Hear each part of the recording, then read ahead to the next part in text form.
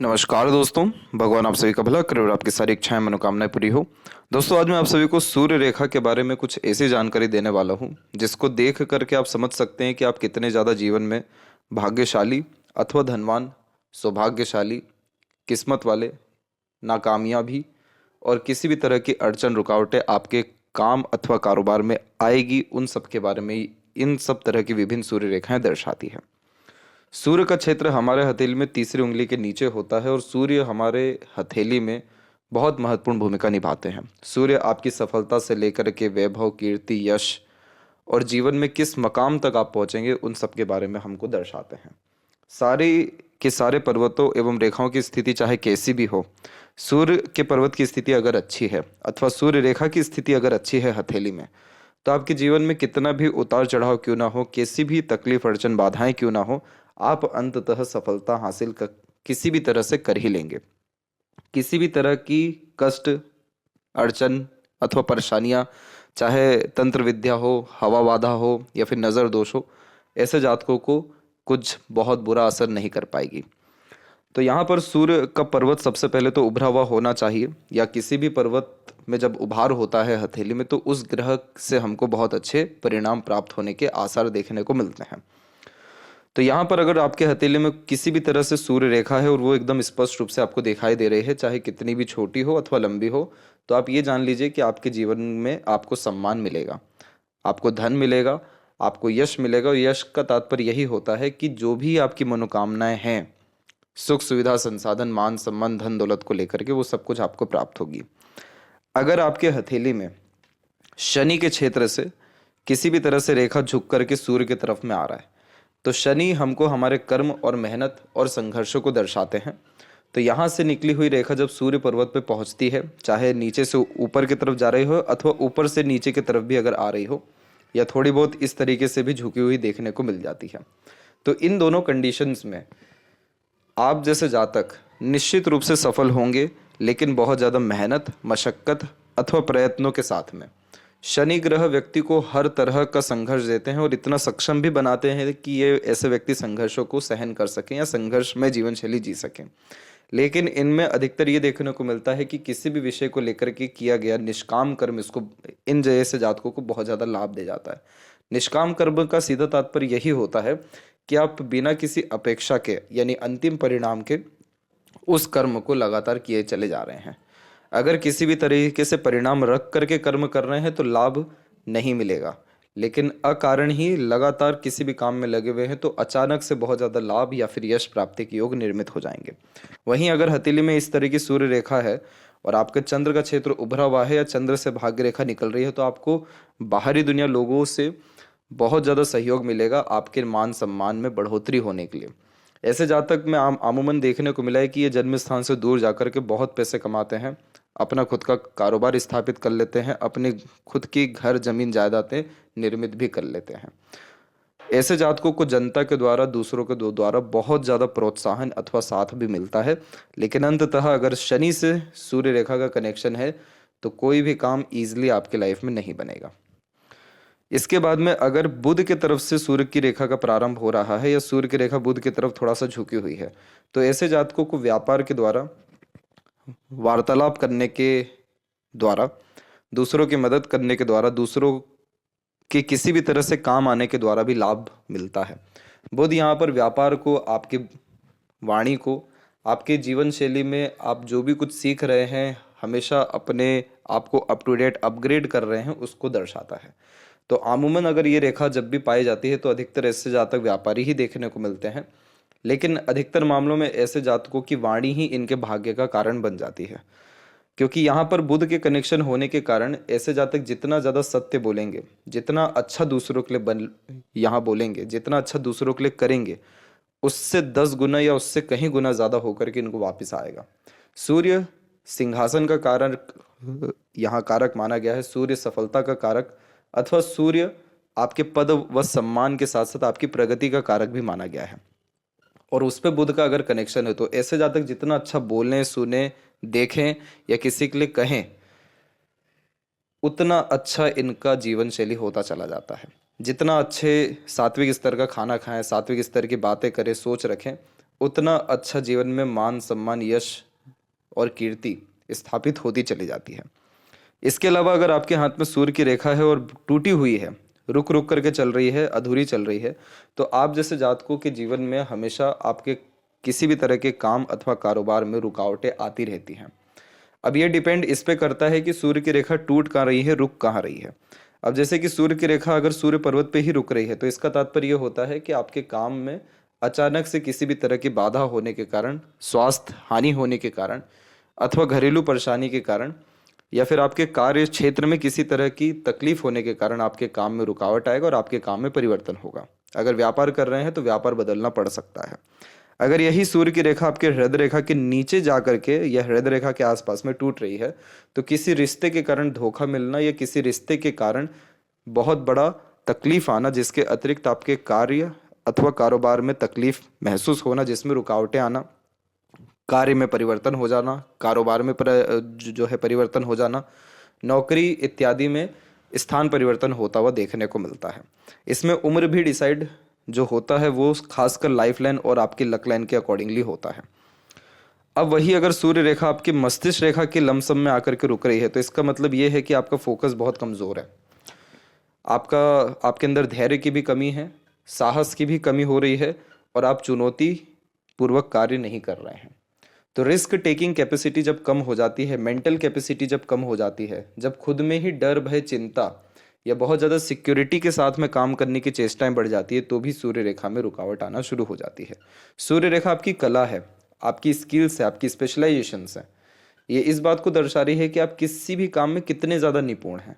और अगर मस्तिष्क रेखा के लमसम में आकर के सूर्य रेखा अगर टूट रही है तो कहीं ना कहीं आपकी योग्यताओं में कमी आप खुद ही लेकर के आ रहे हैं। तो आप जैसे जातकों को आत्मविश्वास बनाए रखने की बहुत ज़्यादा ज़रूरत है।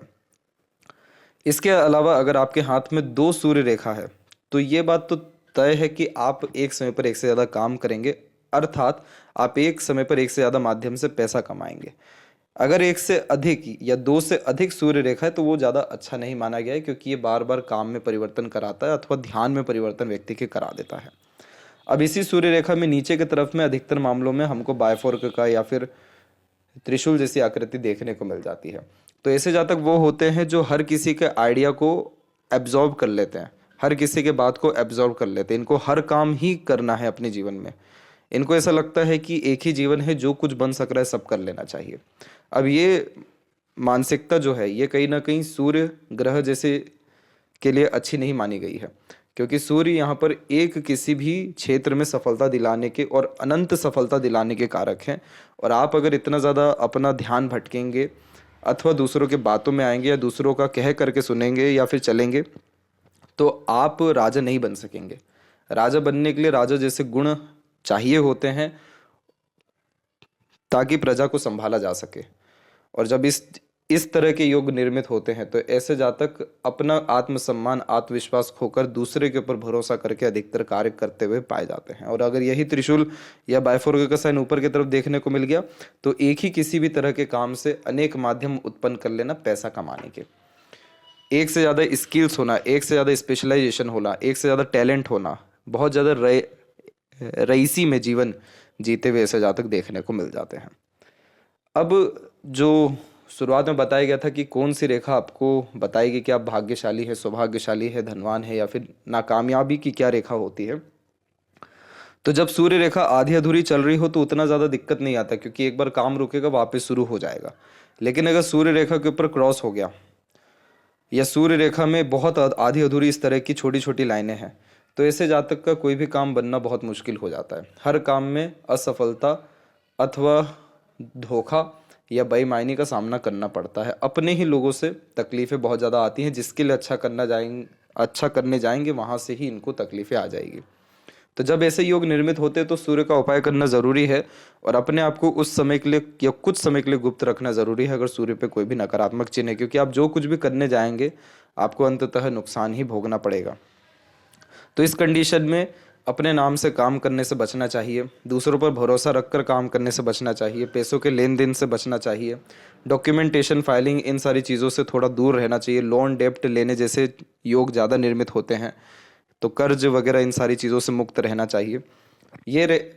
रहने के साथ साथ सूर्य का उपाय करना चाहिए और सूर्य का उपाय डिस्क्रिप्शन में दिया गया है, आप जा कर के देख सकते हैं। तो ये नाकामयाबी को खासकर दर्शाते हैं। और अगर सूर्य पर्वत दबा हुआ भी है तो ऐसे जहाँ तक इनिशिएटिव ही नहीं ले पाते अपने लाभ, अपने जीवन में कर्म ही पूर्ण रूप से नहीं कर पाते, तो उसका भी उपाय वहाँ पर बताया गया है। सौभाग्यशाली, भाग्यशाली या धनवान, इन तीनों शब्दों में बहुत ज़्यादा फर्क है नहीं, लेकिन रेखाओं में फ़र्क है। सौभाग्यशाली उस रेखा को, सूर्य रेखा को माना गया जिसमें रेखा बिल्कुल स्पष्ट हो, सीधी हो, लंबी हो और मस्तिष्क रेखा तक किसी भी हद पर चले ही जाए। तो मस्तिष्क रेखा आपकी बुद्धिमत्ता, ज्ञान, योग्यताओं को दर्शाता है, आपके निर्णयों को खासकर दर्शाता है। और सूर्य रेखा वहाँ से जुड़ गई है, अर्थात आप जो भी सूझबूझ से निर्णय लेंगे आपको सफलता मिलेगा, चाहे अपने लिए लें या दूसरे के लिए लें। ऐसे जातक बहुत अच्छे कंसल्टेंट होते हैं, गाइडर होते हैं, एडवाइज़र होते हैं, और अधिकतर मामलों में ऑफिसर रैंक पर काम करते हुए या फिर A-B रैंक पर काम करते हुए किसी कंपनी के CEO या फिर बहुत बड़े लेवल के बिजनेसमैन देखने को मिलते हैं। और इस तरह के कॉम्बिनेशन व्यक्ति को निश्चित रूप से करोड़पति, अरबपति बनाता है। भाग्यशाली सूर्य रेखा वो होती है जिसमें सूर्य रेखा एकदम स्पष्ट हो, सीधी हो, चाहे इसकी लंबाई छोटी हो या बड़ी हो, कोई दिक्कत नहीं है, लेकिन सूर्य का क्षेत्र उभरा हुआ होना चाहिए।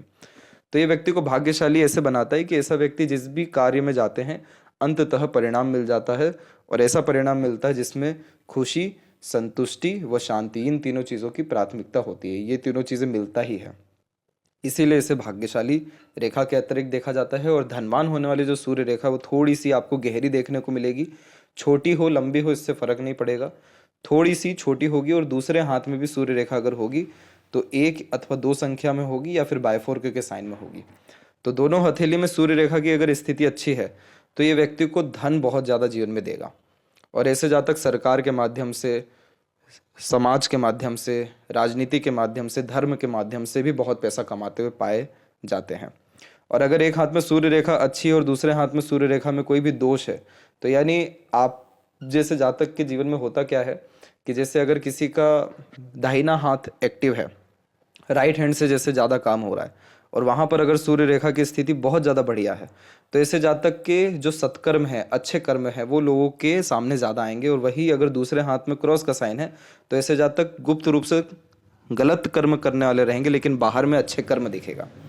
और वही अगर आपका एक्टिव डोमिनेटिंग हैंड राइट है, वहाँ पर अगर क्रॉस का साइन है और लेफ्ट हैंड में एकदम स्ट्रेट सन लाइन है और सन माउंट की स्थिति अच्छी है, तो इसका तात्पर्य हो जाता है कि ऐसे जातक अंदर ही अंदर बहुत अच्छे दूसरों के चाहने वाले रहेंगे, दूसरों का भला करने वाले रहेंगे, अच्छे कर्म करने वाले रहेंगे, मेहनती होंगे, लेकिन बाहरी दुनिया को इनके सिर्फ दुष्कर्म ही दिखेंगे, इनकी नाकामयाबी ही दिखेगी, या इनके अंदर किसी न किसी कमी को तलाशते हुए पाए जाएंगे।